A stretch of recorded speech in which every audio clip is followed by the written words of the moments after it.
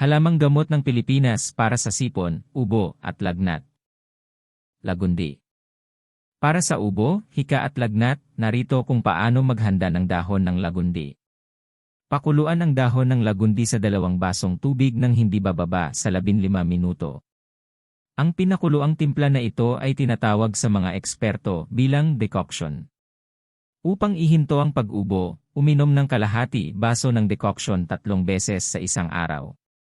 Bilang karagdagan, uminom ng hindi bababa sa 8 baso ng tubig sa isang araw upang higit na makatulong sa pagluwag ng plema. Kung ikaw ay may hika, uminom ng 1/3 baso ng decoction 3 beses sa isang araw. Gayunpaman, kung ang iyong hika ay hindi bumuti pagkatapos ng 1 dosis ng decoction o kapag ang pag-atake ay malubha, kumonsulta ka agad sa iyong manggagamot. Para sa lagnat, uminom ng kalahati baso ng decoction tuwing 3 oras, o kung kinakailangan. Para maibsan ang pananakit ng ulo, magpainit ng sapat na sariwang dahon ng lagundi sa apoy hanggang sa bahagyang matuyo. Pagkatapos ay durugin ang mga dahon at ilapat ang pantapal sa noo at mga templo. Bandage ang mga dahon sa lugar. Baguhin ang dressing tuwing 4 na oras kung kinakailangan. Ampalaya. Isang kilalang antitussive at antipyretic, ang katas ng dahon ng ampalaya ay kilala na tumutulong sa katawan ng tao na alisin ang mga impeksyon sa viral na kadalasang humahantong sa ubo at sipon. Gumamit ng ampalaya para maibsan ang ubo, giling at katas ng dahon ng ampalaya araw-araw. Uminom ng 1 kutsarang puro katas ng dahon ng ampalaya araw-araw.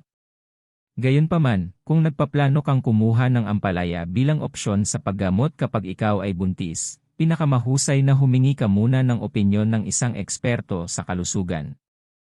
Tawa-tawa. Ang tawa-tawa ay isang makapangyarihang halamang gamot na ginagamit sa Pilipinas upang gamutin ang mga impeksyon sa virus, kabilang ang sipon at ubo, at mga sintomas ng lagnat. Bukod sa antiviral properties nito, ang tawa-tawa ay isa ring kilalang antibacterial, antifungal, at anti-inflammatory. Upang magamit ang damong ito, maaari mong pakuluan ang mga dahon nito at inumin ito bilang tsa upang makatulong na mapawi ang mga sintomas ng paghinga na nauugnay sa ubo at kahit hika. Sambong.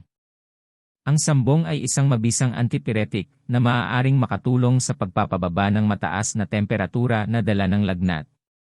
Upang magamit ang mga dahon ng sambong, ibabad ang mga dahon sa malamig na tubig at pigain ang mga ito. Ilagay ang mga dahon sa malinis na tela, at ilapat ang mga tela sa kilikili at noo ng taong nilalagnat. Salamat sa panonood. Nawa ay makatulong. Tandaan, ang pagkonsulta sa doktor ay makakatulong sa mabilis na paggaling.